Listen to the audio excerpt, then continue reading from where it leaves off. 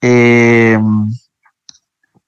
que básicamente son funciones de un espacio vectorial a otro espacio vectorial que preservan sumas, es decir, ustedes pueden separar sumas, ¿verdad? Y también pueden sacar escalares, ¿verdad? Entonces son aditivas y homogéneas. Esas son las dos propiedades, esos son los nombres de las dos propiedades, ¿ok? Ahora,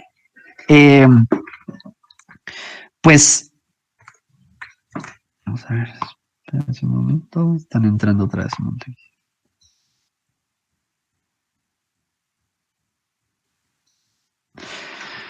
Va, pues, ok, vamos a centrarnos un poquito en lo que hacen estas transformaciones, en lo que pueden hacer estas transformaciones lineales en un ejemplito sencillo que es R2.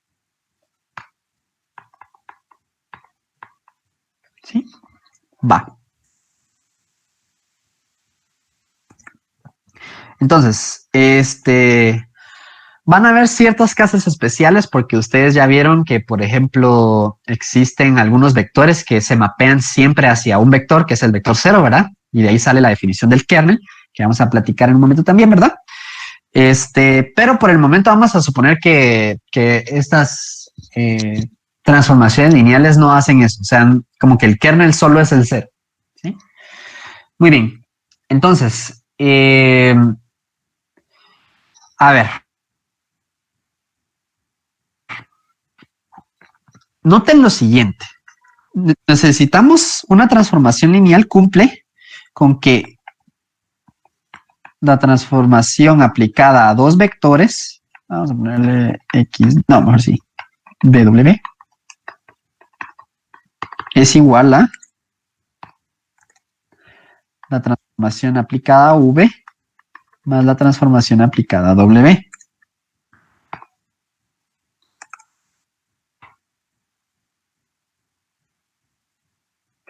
¿Ok? Ahora, va. Ahora, recuérdense que habíamos platicado que pues algo bien cool de la base era que pues podíamos expresar a cada uno de los vectores del espacio vectorial por medio de una combinación lineal de estas cosas. Pues algo chilero de la base también con cierto tipo de, o sea, esto no siempre funciona, pero con la mayoría de transformaciones lineales, pues resulta que basta con ver qué le pasa a los vectores de la base eh, para poder ver cómo se comporta en general esta transformación, que era más o menos lo que habíamos platicado la vez que les platiqué matrices, ¿verdad? Entonces, ¿se acuerdan que para construir la matriz uno solo necesitaba saber qué pasaba con los vectores de la base? Y por la misma linealidad, entonces, esto nos iba a permitir pues solo concentrarnos en esos vectores para saber qué pasaba en el contraste, en el contexto general. Ok, entonces va, pensemos otra vez, o sea, basados en esa idea, pensemos otra vez solo en esos dos vectores.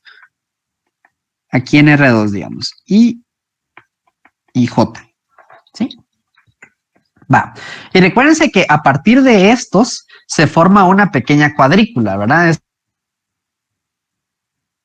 es esa es la premisa, que ustedes pueden formar a cualquier vector con I y J. Ahora bien,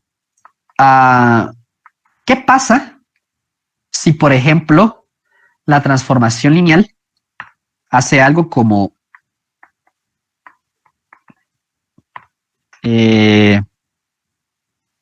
mover los vectores de esta manera? Digamos, aquí va a estar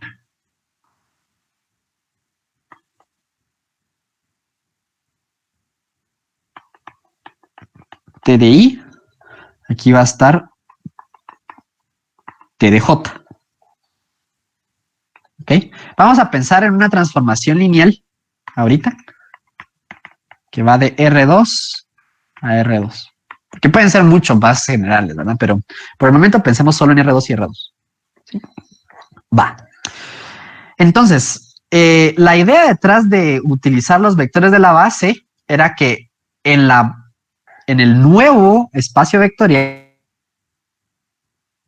que también en este caso es R2, en el espacio contradominio, pues las imágenes estas también iban a funcionar como una base, ¿sí?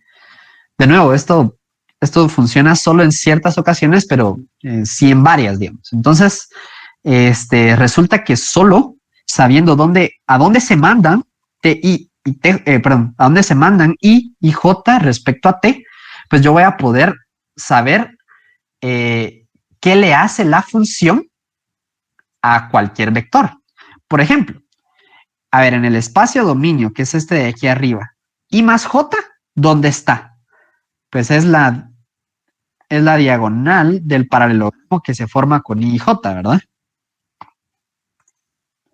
Este vector de aquí es I más J. ¿Sí? Entonces, se supone que si la transformación es lineal, entonces, cuando yo le aplico a TI más JT, esta cosa meter a TDI más TDI más TDJ, ¿verdad? Ahora, si aquí abajo están TI y TJ, pues la suma de estos dos vectores me da también, ¿verdad? Simplemente por la definición de suma vectorial, la diagonal entre esos dos, ¿no? ¿Sí? Entonces piensen como que simplemente estoy, como que transformando este plano de aquí arriba y haciéndole un efecto geométrico para ahora escribir todo de tal manera que la cuadrícula ahora se vea así.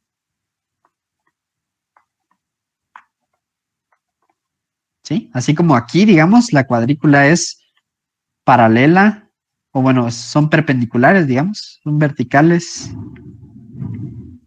y horizontales. ¿Sí? Ahora la cuadrícula está así, ¿verdad?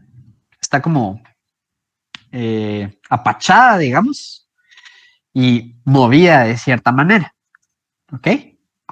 Bueno, pues entonces eso motiva a que digamos, hayan efectos geométricos que se puedan representar por medio de una transformación lineal. Entonces, digamos, ¿qué operaciones geométricas se les ocurren a ustedes que son como las más comunes?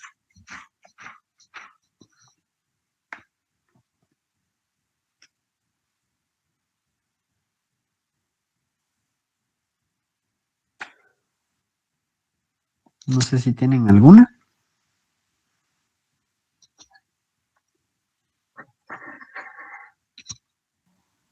Polinomios. No, eso es una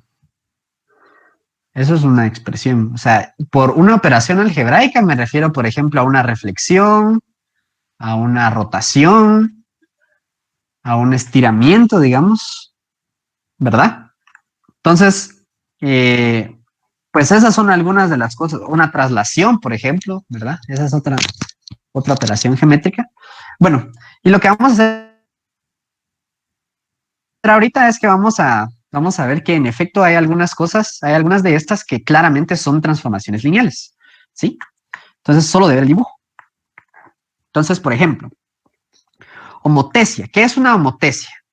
Una homotesia es un estiramiento o una compresión del espacio. Entonces, por ejemplo, en vez de tener la base I y J, voy a tener, perdón, aquí los escribí al revés, va.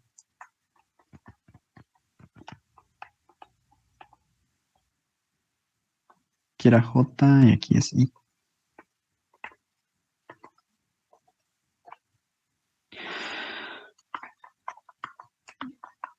necio. Puedo escribir, por ejemplo, 2i y AJ, y eso también va a funcionar como una base, ¿no? Pero ahora noten que la cuadrícula está como más separada, ¿no? Se forman rectángulos. Ahora, ¿qué es lo que queremos ver? Que si, digamos, yo mando la transformación lineal, lo que va a hacer es una homotecia. O sea, lo que hace es tira el plano de cierta manera, ya sea como hacia arriba o hacia abajo o hacia direcciones en diagonal, digamos. Entonces, ¿qué es lo que va a pasar? Pues va a ser algo como esto, básicamente, ¿no? Ese efecto que están viendo ahí es precisamente lo que está haciendo la homotecia. Entonces, claramente, las dos propiedades se van a cumplir, ¿verdad? ¿Por qué? Porque, ¿qué es lo que busca la aditividad? Pues, básicamente que las diagonales se mantengan, o sea, las diagonales se mapeen a diagonales en el nuevo espacio. Entonces, por ejemplo, si yo lo que voy a hacer es pasar de este espacio R2 normal a un espacio así, donde estoy moviendo cada coordenada X 2 veces a la derecha, digamos hasta su doble, entonces estoy estirando horizontalmente el plano, ¿verdad? Sí, eso es una homotecia. Estoy dejando verticalmente el plano igual, pero estoy estirándolo horizontalmente. Y entonces, ¿qué es lo que va a pasar? Pues esta I más J, de todos modos, se va a ir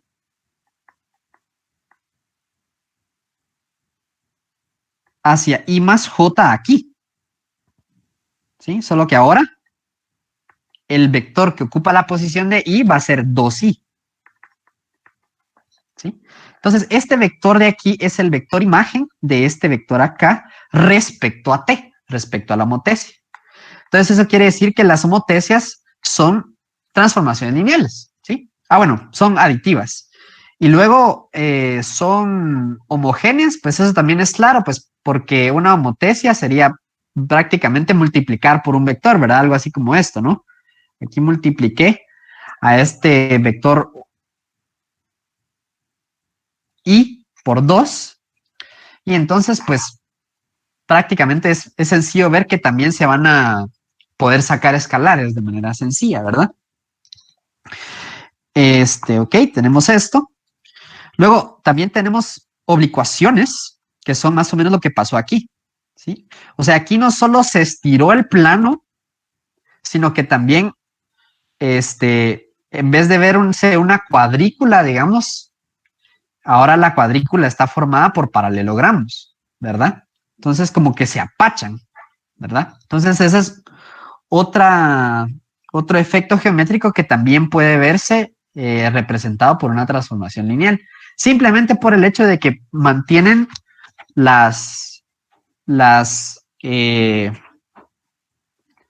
digamos, la cuadrícula la mantienen de tal manera que todos los ejes son paralelos, digamos, y también porque las diagonales, ¿verdad? Se mapean a las diagonales en el nuevo espacio, ¿sí? En el espacio ya transformado, digamos. Y finalmente también las rotaciones, ¿verdad? Si ustedes agarran el espacio normal y lo rotan, o sea, ponen aquí a I y aquí a J, pues de todos modos, pues sí, la cuadrícula va a quedar obviamente rotada.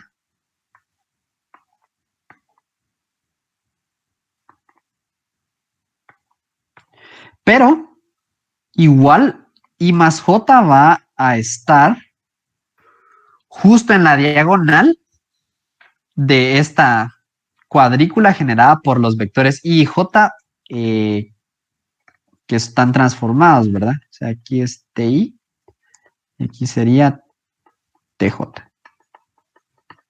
¿Sí? Ok. Entonces, en conclusión, las transformaciones lineales pueden representar homotecias oblicuaciones, rotaciones. ¿Sí? Va, entonces esas eran tres operaciones geométricas que se podían hacer, digamos, que pues como es bastante sencillo ver que en efecto cumplen esta cuestión de aquí. Ahora, ¿será que una traslación también se puede ver como ¿qué? Transformación lineal? Cristian, Manda. disculpa que te moleste, mira, que es una oblicuación.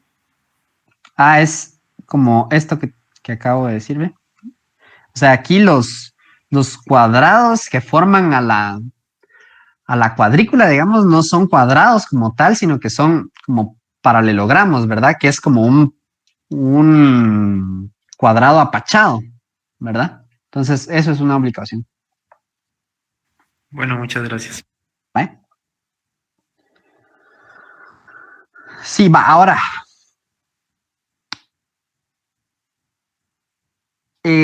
Pues hay un efecto que es muy común, que es la traslación, que resulta que no es una transformación lineal, ¿sí?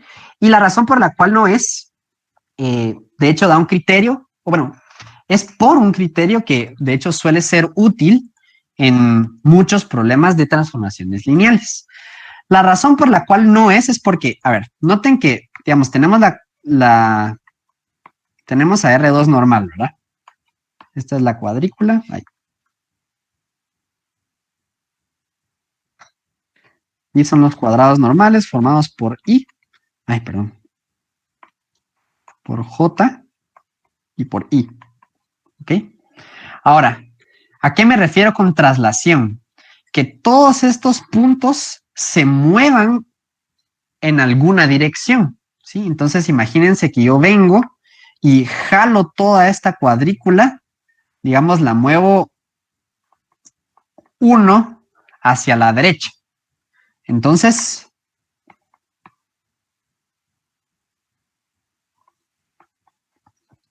la nueva cuadrícula, pues sí, igual va a quedar como paralela a los ejes,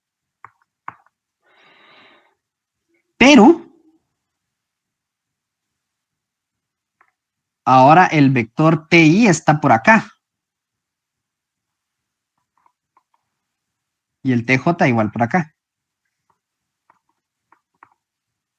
Ahora, esta transformación no puede ser lineal. Porque ahora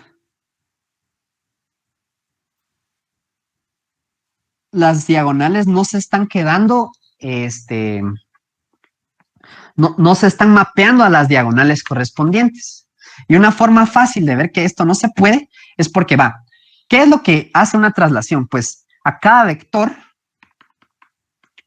le estoy sumando un vector fijo. Le voy a poner W. ¿Sí? Entonces, esta va a ser mi transformación. Esto es lo que hace una traslación, ¿verdad? Cuando ustedes quieren mover un vector, pues le suman el vector en la dirección a la cual ustedes quieren moverse, ¿verdad? Entonces, esta cosa no va a ser lineal, pues porque ¿qué pasa con T de 0? T de 0 me da W. ¿Y esto por qué no puede pasar? ¿Se acuerdan de algún teorema Porque siempre se tiene que que hacer vieron eso. esta semana?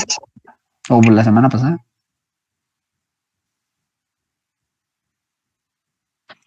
Esto siempre se tiene que mapear al 0, ¿verdad? Por aditividad, que es precisamente, como les digo, la condición esta de las diagonales, ¿sí? Entonces, no. Una traslación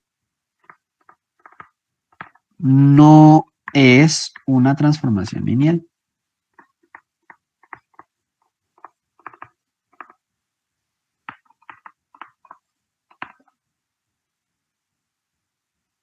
¿Ok? Muy bien.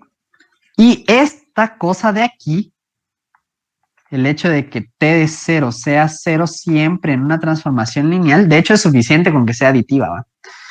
es algo súper útil. O sea, si ustedes les piden como que demostrar o determinar si cierta transformación lineal si cierta transformación es lineal, ustedes lo primero que quieren intentar hacer es evaluar en cero, porque si no es cero, entonces ya está. Y usualmente evaluar en cero es algo tan fácil, ¿verdad? Así como aquí.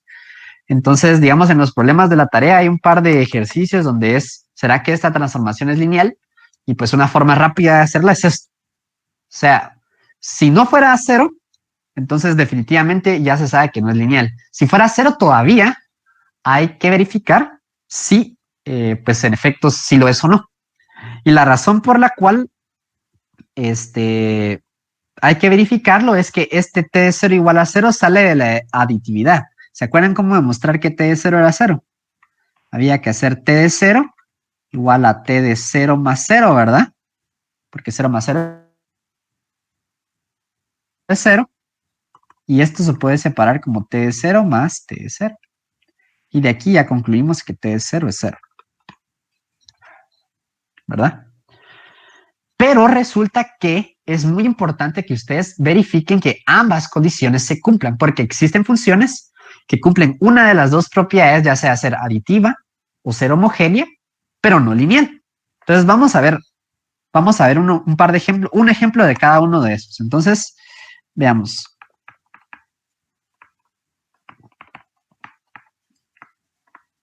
Hay una función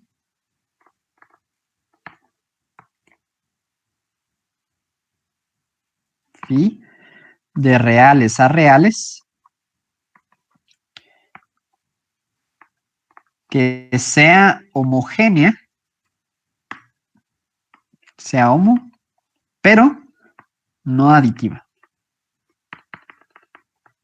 O sea, que phi de A por V con A escalar. Bueno, sí, aquí A escalar. Se igual a A por la función valuada en el vector. Pues se pueden poner a pensar, por ejemplo, vamos a ver. Ahí está.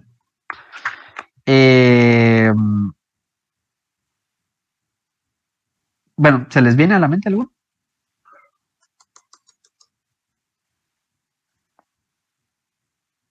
Una función que haga esto, pero no separe sumas.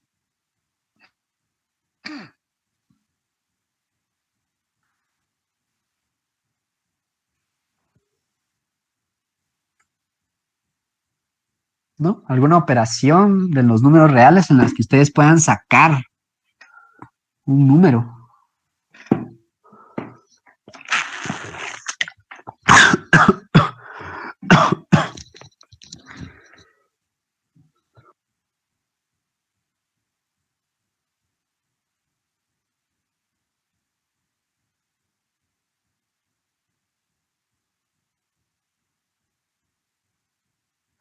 Bueno, pues simple y sencillamente podría ser una multiplicación. O sea, ¿qué tal si definimos phi de b como multiplicación por 3?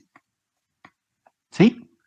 Entonces, si yo agarro cualquier número real escalar, digamos, y se lo multiplico a phi de b, esto me da a por 3b, que es lo mismo por la conmutatividad de esta multiplicación que 3a por b. Pero a por b, perdón, ajá, pero a por b es otro vector, ¿no? Entonces yo puedo escribir esto como phi de AB, porque al final estoy multiplicando este vector por 3, que es lo que hacía esta función, ¿verdad? Entonces ahí está, encontramos unas... perdón, pero esta sí es aditiva. No, a ver, tenemos que encontrar otra. Agarremos...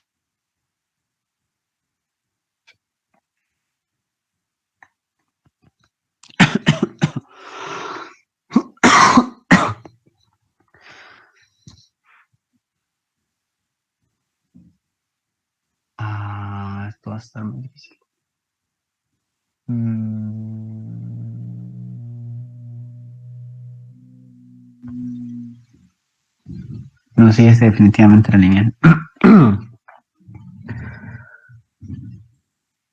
Ah.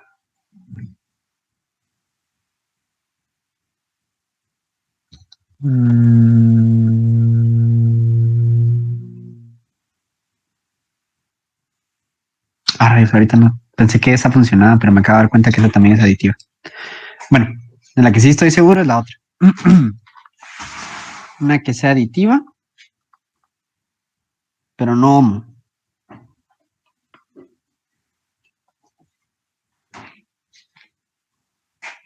O sea que sí cumpla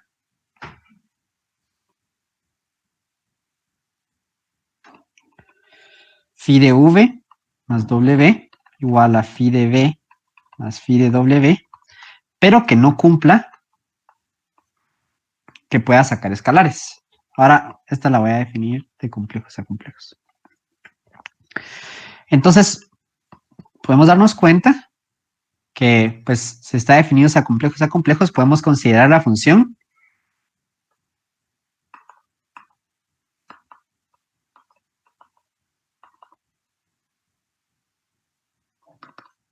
conjugada. ¿Ok? Entonces, ustedes saben que ustedes pueden separar el conjugado de dos números como la suma de los conjugados, ¿verdad? Y esto precisamente es lo mismo que decir que phi de b más w es igual a phi de b más phi de w. ¿Sí? Sin embargo, esta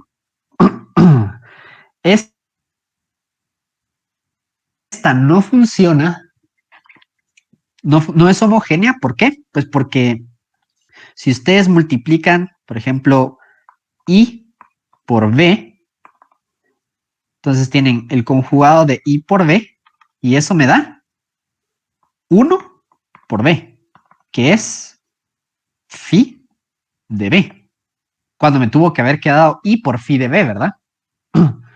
Entonces, esta es un ejemplo de una función que es aditiva, pero no es homogénea, ¿sí? Igual existe un ejemplo al revés, ¿verdad? Una función que sea homogénea, pero no aditiva. La verdad es que ahorita no me acuerdo. Pero, bueno, la cuestión es que... de hecho, creo que... bueno, sí, no me voy a poner a pensar ahorita porque si no, vamos a perder tiempo. Bueno, entonces, la idea aquí es que ustedes tienen que verificar ambas condiciones para ver que una función sea lineal, ¿ok? No basta con la aditividad ni con la homogeneidad. Muy bien, entonces ahora, ya entrando a lo que vieron esta semana, recordemos qué es el kernel. ¿Alguien me puede decir qué es el kernel de una función? No, de una transformación lineal. Todas las transformaciones lineales que se mapean en cero, ¿no? Casi. No son las transformaciones lineales. Todos los vectores. Ajá. Muy bien. Son todos los vectores en el espacio dominio, ¿verdad? Tales que al aplicarlos en la función me da el cero del contradominio. ¿Sí? Muy bien. Entonces, vamos a ver un par de ejemplos de ejercicios que jueguen un poquito con la definición del kernel para poder tener un poquito más de familiaridad. Entonces, uno. Vamos a ver.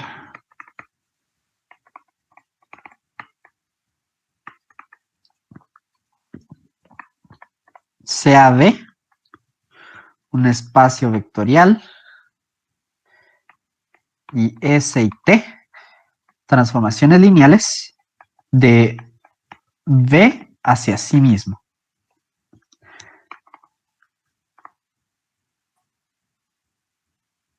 Tales que el rango de S esté contenido en el kernel de T.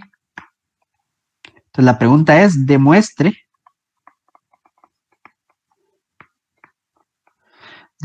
que st al cuadrado es igual a 0. ¿Sí? O sea, que esta nueva transformación lineal que se genera aquí es siempre 0. Ahora, ¿qué me refiero por st al cuadrado? No me refiero a calcular a st y elevar el resultado al cuadrado, sino que aquí eso representa st aplicado a st aplicado al vector, ¿sí? Entonces, por ejemplo, cuando ustedes tienen t a la, o agarramos otra transformación lineal, digamos la transformación lineal g. Entonces, g a la 3 de v no significa g de v al cubo. Significa g de g de g de v. ¿Ok? Aplicar 3 veces la transformación. Entonces yo aquí les estoy diciendo que hay que demostrar que aplicar 2 veces esta transformación siempre va a tirar 0, independientemente del vector que yo escoja. ¿Ok? ¿Sí se entiende lo que está pidiendo el problema? Más o menos. Más o menos, ¿qué no te queda claro, Walter? Preferiría que avances y voy viendo qué es lo que estás haciendo. Gracias. Muy bien. Dale, va. Entonces, ok. Entonces, yo quiero demostrar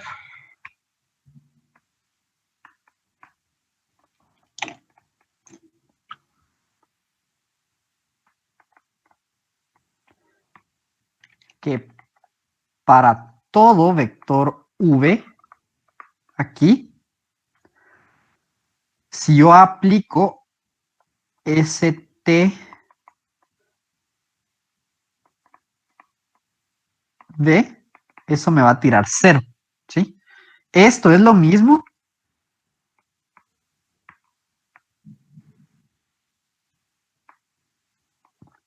aplicar st al resultado de previamente haber aplicado v.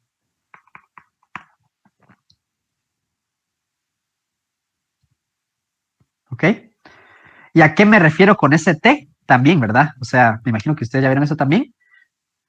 En vez de escribir S aplicado a T aplicado a B, simplemente escriben ST aplicado a B.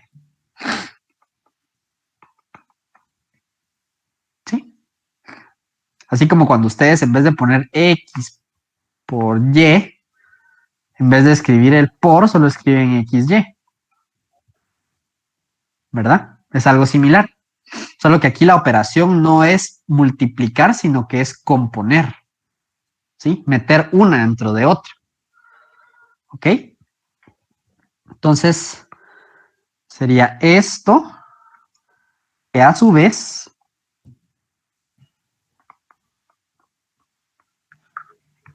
es S aplicado a T, aplicado a S, aplicado a T, aplicado a B.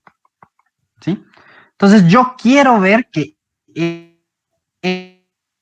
esta expresión de aquí siempre es 0, sin importar en dónde esté B, o sea, sin importar quién sea B más bien. ¿Ok? Va, y entonces obviamente la idea es intentar usar pues, la condición que nos están dando aquí, ¿verdad? Que el rango de S está metido en el kernel de T. ¿Sí? Ahora, me imagino que ustedes pues están conscientes de que existen dos posibilidades. En vista de que aquí lo primero que hago es aplicarle T al vector y yo quiero que todo ese resultado sea 0, pues es natural plantearse dos casos. Ya sea V está en el kernel de T o no está en el kernel de T. ¿verdad? Porque ¿qué pasa? A ver, si B es el vector 0, ¿será que esa cosa es 0?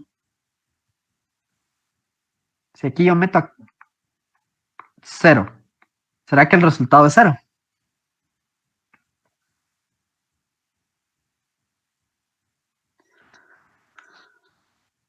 Sí, ¿verdad? ¿Por qué?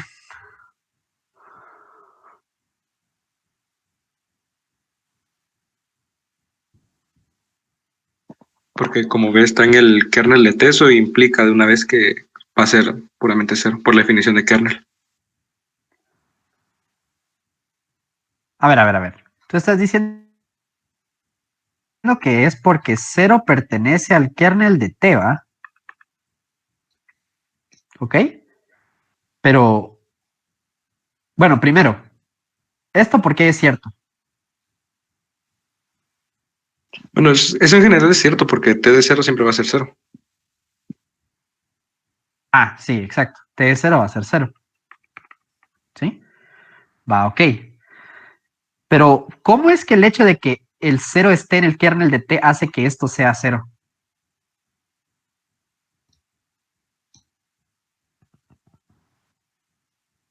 Pues porque ahí no le estoy aplicando T a 0, sino que le estoy aplicando ST a 0.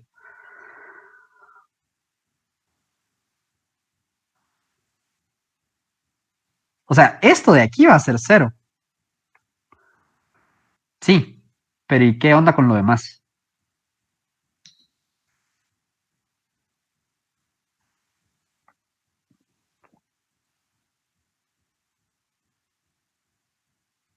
Pues igual, ¿no? Por lo que tú dijiste antes. Que esta cosa no solo se cumple para T en específico, sino que se cumple para toda transformación lineal. Entonces, esta cosa, pues voy a tener S de T de S de T de 0. Esto es S de T de S de 0, ¿verdad? Porque T de 0 es 0. Pero S de 0 también es 0. Y de nuevo, pues otra vez, T de 0 es 0. Y S de 0 también tiene que ser 0. ¿Sí? Entonces ahí está, ¿ve? Al hacer B igual a 0, pues me queda que esta expresión es igual a 0, ¿verdad? Va, entonces para 0 funciona algo así. Ahora, la idea es que nos gustaría que funcionara más o menos así para todos los vectores. ¿Ok? Entonces, noten que si en algún punto de estas iteraciones de aquí, si esta fuera 0, ¿verdad? Entonces ya la hicimos precisamente por el hecho de que para toda transformación lineal, el 0 es mapeado en sí mismo, o sea, en 0. ¿Ok? Entonces, de ahí es donde ya deberíamos de empezar a pensar, bueno, ¿qué pasa si el vector está en el kernel, ¿verdad? Entonces, si V está en el kernel,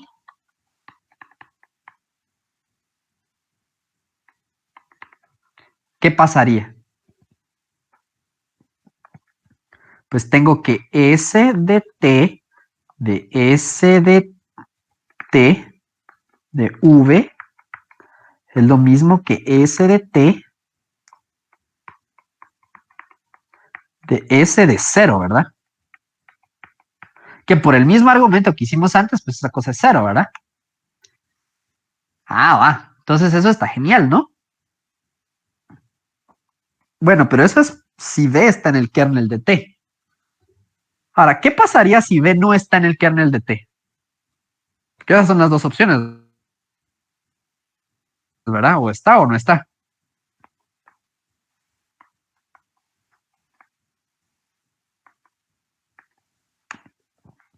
¿Qué pasa con esa expresión de ahí arriba?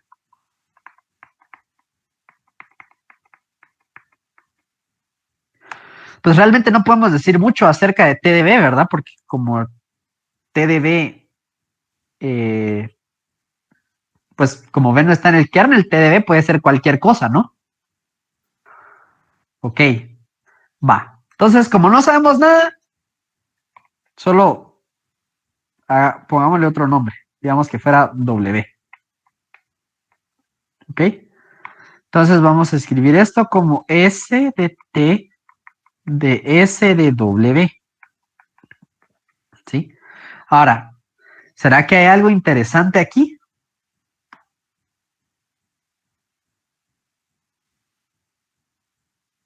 ¿Qué tendrá de especial este vector de aquí? S de W. Ese sí está en el kernel de T.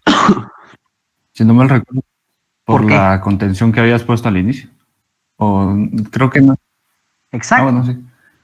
Sí, ahí está, ¿ve? Esta cosa, estas dos transformaciones cumplen que el rango de S es subconjunto del kernel de T. ¿Me recuerdan qué es el rango de S?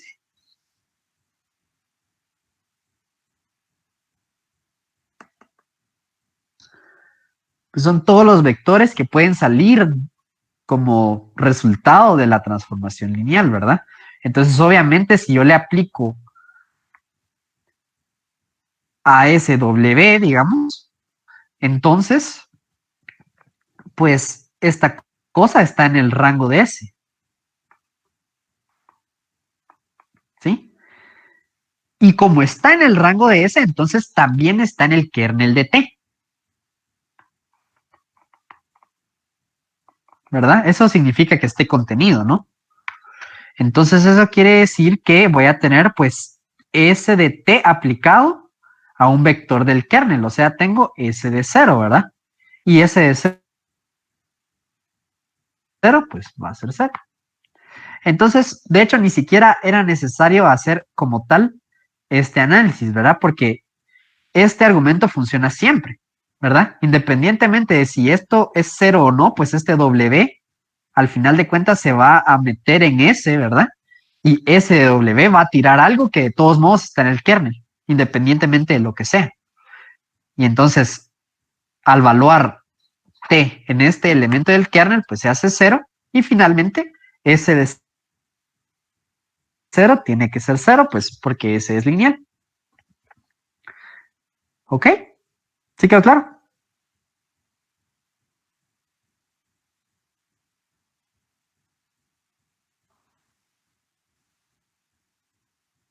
¿O no? O sea que se podía hacer de las dos formas. Sí, o sea, mira, pues la verdad es que yo la forma en la cual resolví el problema era para que ustedes vieran más o menos cómo se puede pensar a la hora de resolver el problema. O sea, es algo así como, va, veamos qué pasa si tal cosa. Y te pones a jugar con el problema un poquito y, o sea, sí lo pudiste haber dejado así, digamos, Partiendo del hecho de, o sea, partiendo del hecho o pero, haciendo que V sea 0. ajá, ajá, haciendo que V sea 0 para ver qué pasa, ¿verdad? O sea, ese es el caso más fácil que se te debería ocurrir, que esa cosa era 0, ¿va? Y entonces, de ahí que se te ocurra la idea de empezar a ver, bueno, ¿qué pasa si está en el kernel el Ya. vector? Okay. Uh -huh. Sí. ¿Ok? ¿Alguna otra duda?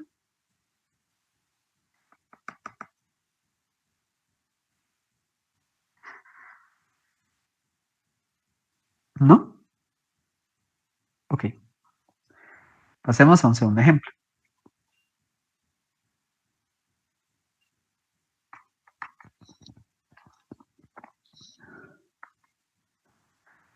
Hallar un ejemplo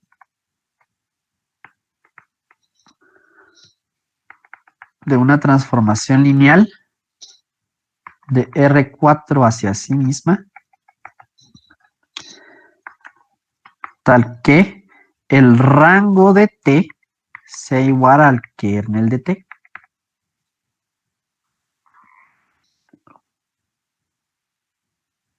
¿Ok?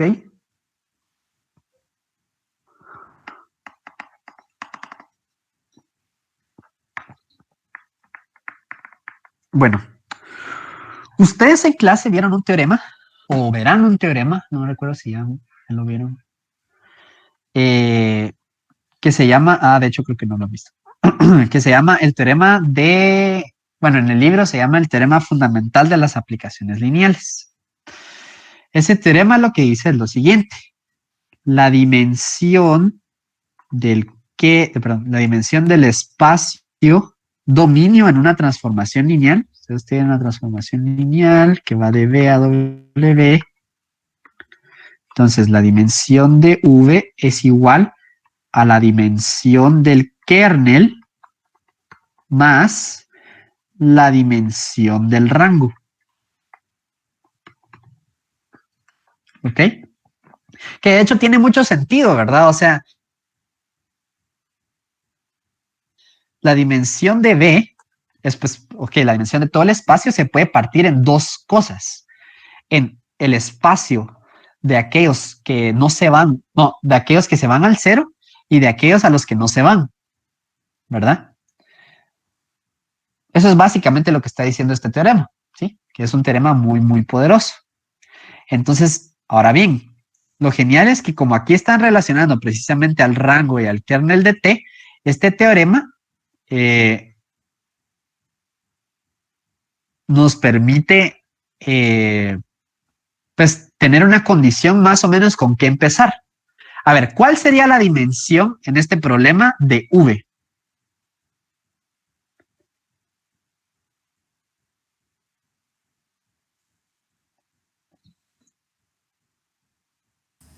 ¿4 no? 4, correcto, porque es R4, ¿verdad? Ya sabemos que esa cosa tiene dimensión 4. Muy bien. Y entonces, si ya nos están diciendo que el rango y el kernel son iguales, eso quiere decir también que sus dimensiones tienen que ser iguales, ¿verdad? Porque son el mismo espacio. Entonces, ¿qué dimensión tiene que tener cada uno de ellos?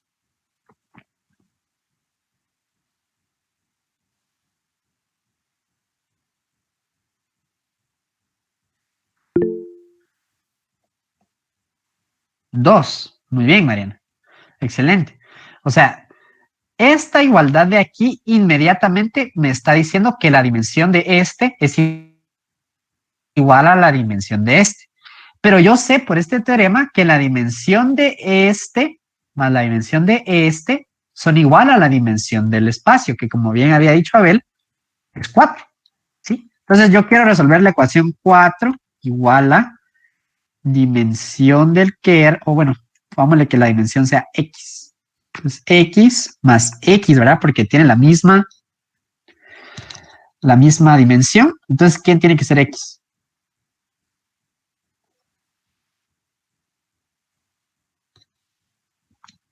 Dos, ¿verdad? Como bien había dicho Mariana.